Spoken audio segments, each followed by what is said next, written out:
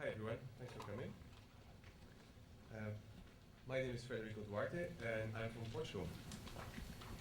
My graduation project is called Alvorada. This is a Portuguese word for dawn, which I chose to talk about a nation that also speaks my language, Brazil. Brazil is today more than an exotic destination of beach, samba, and soccer. It's a 21st century superpower.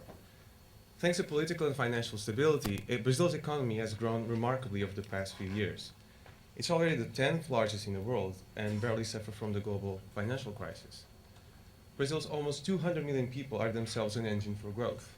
They make for one of the world's largest internal markets. Together with other emerging markets such as India or China, Brazil is also set to lead a sort of new world order, becoming a significant source for economic, cultural, social, and, may I add, design models. So what does design have to do with Brazil's dawning moment? How is this young continental nation being designed? And what can the rest of the world learn from Brazilian design? These are some of the questions I've been trying to answer during the past year. As I began my exploration, I first realized how little Brazilian design is known outside of the country, apart from the Havaianas flip-flop or the work of Fernando and Humberto Campana, the only two Brazilians of the so-called design world. To find out, I embarked on a one-month journey that took me to 7 cities in Brazil. This was an opportunity to see how much the country is changing, and how that change is reflected in the way consumer goods are sold, used, talked about, and ultimately designed. I was fortunate to meet and interview some of Brazil's most prolific product and furniture designers. I also met with many other people who helped me have a sense of where Brazilian design is coming from, but also where it's going. In the light of what I saw, heard, read, in and about Brazil, I tweaked my argument a bit. This chart explains what I mean by social change. It shows how much Brazil's 5 income brackets or social classes have evolved in the recent past. On the top half, A, B, and C are the upper, middle, and lower middle classes. On the bottom half, D and E are the poor masses. Thanks to economic growth, but also to socially minded government policies, millions of Brazilians have come out of poverty, especially in the last 5 years. What this chart really shows is a tremendous rise of the C class, which now counts for over half of the country's population. That's 19 million people. The sheer scale and energy of this new class is making Brazilians and the world think of this nation in a whole new way. Yet not everything is good news. Despite being a peaceful, racially mixed nation with increasing social mobility, Brazil is still the 10th most unequal country in the world. Infrastructure is far from perfect, crime and corruption are still stubbornly high, and manufacturing productivity remains low. Most of the products I found show how being a designer in Brazil is about working with the opportunities, but also the constraints of a society that is evolving faster than its industry. So I frame my research and analysis according to these issues, which I'll use also as guides to the 3 design case studies I chose to present to you today. Meet Marcelo Rosenbaum, Brazil's most famous designer. His fame doesn't come from the colorful stores and showrooms his studio has been designing for brands such as Melissa Shoes. It also doesn't come from the sophisticated restaurant and luxury apartment interiors where he combines folk art references with Brazilian design icons. Or his projects with remote artisan communities, such as a village in central Brazil, where he helped turn an indigenous naturally golden grass into utilitarian and decorative objects. Or even from his own line of popular, affordable products, which include his $3 plastic tablecloths. And there's even a photo of him on a flyer. What Rosenbaum is really famous for is his TV show. Lar do Lar, or Home Sweet Home, is a sort of local extreme makeover. Every month, millions watch him redecorating and often rebuilding poor families' homes all over the country. Rosenbaum doesn't just spruce up people's houses, though. He makes a real difference in their communities, such as the Santa Marta favela in Rio, where his studio turned a shack into a residence and hairdressing salon. Rosenbaum also did more than design a house. He donated a set of steel frame typologies to Rio de Janeiro's planning and building department, which will improve building standards in slums such as Santa Marta, the first in the city to be declared free from drug trafficking in 2008.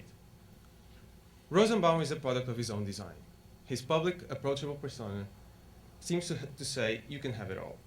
He designs for rich and poor, corporations and NGOs, factories and artisans, while managing to retain a unique sensibility for his country's visual and material culture. This makes him the most influential designer in Brazil today. My second case study is Gustavo and Gustavo Celis and Romy Hayashi. They couldn't be more different from Rosenbaum. They're no design celebrities. I couldn't even find photos of them on the internet. This lady is a writer at the design magazine. Celis and Hayashi design mass consumer products, appliances and machinery. It's not exactly the stuff of glossy magazines, but neither is all Brazilian design. The Super Pop washing machine they designed for low-income households is an exception. It's been winning the firm a lot of press and many awards, and even was featured on the front page of the New York Times when it was launched 2 years ago. It sells for just about $100. Celis and Hayashi realized logistics accounted for a substantial part of the product's cost, so they split the machine in two. This reduced shipping volume by 40%, allowing each customer to take the machine home immediately after purchase. Knowing that by 2008, only 30% of Brazilians had access to a washer, consider the success Super Pop is having among Brazil's C-class. Super Pop glass is a spin on the clear top Brazilian women have favored in washing machines for decades. If you're interested in knowing why, ask me during the coffee break. Both Super Pop machines are examples of how, by looking into the behavior and needs of the masses, Brazilian designers and manufacturers are becoming world experts in affordable design. My third case is Fibra Design Sustentável. They're a design studio based in Rio, run by two very young partners, average age 26 years old. And they're here shot in a banana plantation. For the last 5 years, they've been engineering wood alternative materials, which are made from farming byproducts and using low-tech, low-energy manufacturing processes. One of these materials is banana plaque, a veneer made of banana tree fibers. Fibra's approach to material development challenges the traditional model of designing a product and finding someone to make it in the factory. They go straight to the source, which in banana plaque's case means the rural and often remote communities where bananas are grown. It's there on the plantation grounds where they teach people to build their own manufacturing facilities where they turn waste into an asset. These are some of banana plaque's applications. Fibra's manufacturing vision implies not distributing the made, but disseminating the making. When applied to Brazil's huge scale, such vision can have a huge impact for the millions who still depend on farming. Banana plaque, though, is an evidence of how human resources, or the people who make the stuff we call consumer products, are themselves an added value to Brazilian design. As a side note, from next month you'll be able to see samples of banana plaque at the Cooper Hewitt National Design Triennial, here in New York. These are only 3 examples of what I think can be a design model for Brazil, which I've summed up in this sentence, but I'm still working on this. At the rate the country is changing, who knows what the future holds for Brazilian design. So when considering an application for my thesis, I thought, I don't want to work this on my own. So I came up with a symposium. A symposium is an ideal format to tackle a complex subject, as it allows different perspectives and areas of expertise to come together in space and time. So I'll invite specialists from all over the world to share their knowledge and engage in conversations. Alvorada Talks will be a crucial contribution to my research and also to this timely topic. I intend on making this happen sometime this year. It will also be part of a wider Alvorada project, which will include an illustrated book and other initiatives. My exploration of Brazilian design has only begun. Thank you.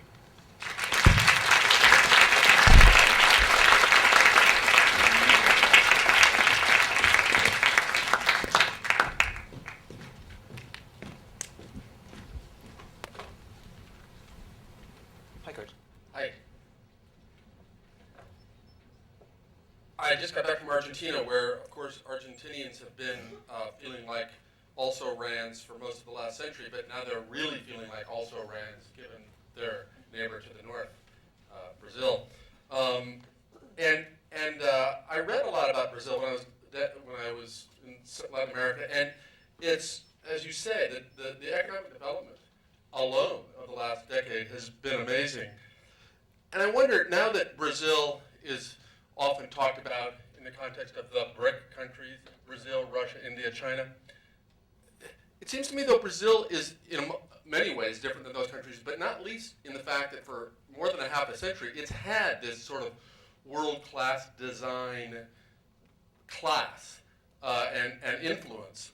Does Brazil and do Brazilian designers, manufacturers, the people you're talking about, think of themselves as members of a developing country, or as more first world, as the un-PC phrase goes? That's actually a really interesting question. One of the parts of my thesis talks about the old classes and the new masses. And I was told by very, very, very many people that Brazil, the activity of design in Brazil is done by an elite for an elite. So a lot of the stuff we call design in Brazil, and even a lot of the mid-century modern examples we know of this Brazilian design, were always very unsuccessful in permeating to a wider audience. So Oscar Niemeyer didn't go beyond. Well, Oscar Niemeyer didn't design that much furniture, but people like Sergio Rodrigues, who I met, who's like pretty much the only living guy from that era, their experiments, they consider themselves a developed country. And Brazil always has this thing they call, it's either Belgium or Nigeria. And now is really the time when the country is moving from those two stereotypes, and that's what's so exciting. What about the language? The fact that Portugal is not a very big country. Brazil's a big country, so there are a lot of people in Brazil who speak Portugal, but it is not in the sense that Spanish is, French used to be, English certainly is a global language. How does that, do you think, going forward, have an impact on what happens in terms of the global nature or local nature of Brazilian design? Well, there's 7 nations in the world that officially speak Portuguese, Brazil being, of course, the biggest one. Brazil has had, I don't think the language plays so much importance in that. They are really investing a lot in Africa to become very influential in Africa, including the Portuguese-speaking nations. But I think it's language is definitely not a border. It's interesting about Africa, given colonial history of the last 200 years, and given that China as well as India are also intensely and heavily involved in development in Africa. It's as though these former, certainly in Brazil's case and India's case, colonial powers are becoming the great colonial powers, de facto colonial powers of the 21st century. Oh, totally. And one of the modules of my symposium will be dedicated to that, about how the BRIC countries, so the BRIC countries plus South Africa, are really going to revolutionize the way even design is made. Actually, 2 weeks ago, The Economist magazine dedicated a whole report on that. I saw that. Oh, Brazil right now is a very hopeful story, and it seems to me your thesis reflects that. If you had to say, here's the big obstacle, challenge, the way it could all go awry, what would you say that is? I think political stability and corruption. If they and of course drugs. So drugs is a very day-to-day harm to Brazilians. So in the favelas and all that. But if they manage to get the corruption right and get the politics right, it's a done deal. It's like we just let stuff grow. Is there a sense, again, among the BRIC countries, or including South Africa, the BRICS countries, it's the only one in the Western Hemisphere. Does that inform, shape the way that Brazilian design thinks of itself? I think very much so, yeah. I think that's an essential characteristic. For example, Brazil is already, in terms of design and in terms of culture, is already a source for so many other companies. For example, Fiat has the only design center in Brazil because it does have that Western sensibility. For example, China is still very opaque, and India is still very hard to figure out. And so, so Brazil does become a great model because it is a very mixed nation, but it's also a very homogeneous nation in a way. Frederico, thanks very much. Thank you.